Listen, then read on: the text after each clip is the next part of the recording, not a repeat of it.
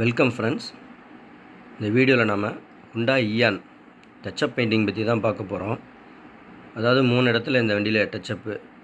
Front bumper left corner, front door, அதேமாரி இந்த arch, இது 3 இடத்துலையும் டச்சப்பு.